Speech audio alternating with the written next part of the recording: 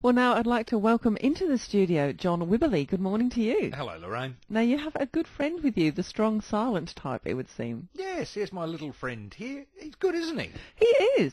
Does he have a name? He actually doesn't. I suppose we call him Pinocchio, but he's not Pinocchio at all. But he hasn't got a name yet. We're waiting for our son to get a bit older to give him a name. Now, if you go to our Facebook page, you'll see a photo of this little chap. He is a wooden puppet of sorts. Tell us how he was created, John.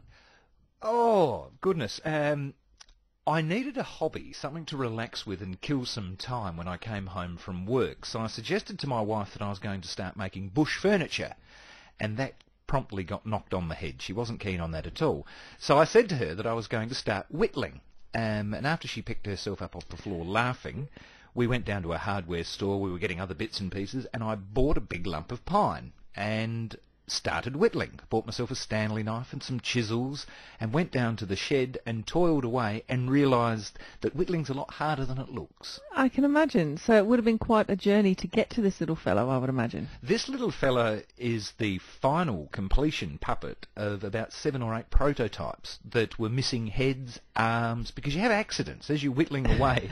Sometimes you can actually whittle off an arm or a leg, and unfortunately you're back to square one. So a lot of hours has gone into this little guy. Well, he's very cute.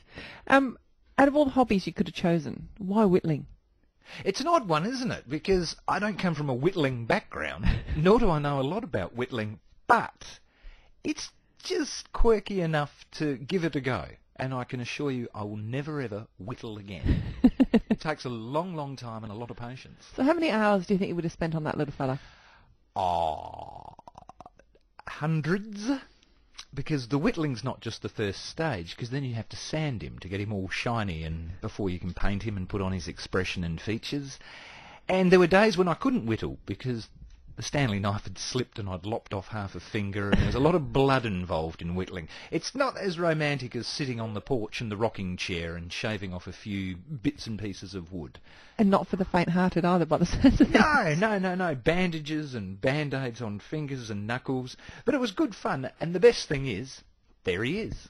He's great. And does your young fella at home like to play with him? He does. He absolutely loves him and drags him around, and because he's wood and solid, thus far we haven't broken any arms or legs. For people out there that may be considering whittling, what would you say to them? I'd say don't. No, I'd say, well, it's a bit quirky. It's something, as I said, I wouldn't do again, but it was something I set out to do and achieved, and it's good fun. It's something different. So now I'm heading back into my bush furniture, even though my wife has forbidden me from going to that. So next time I'll bring some table and chairs. I shall look forward to that. Thanks for your time today. Pleasure, Lorraine.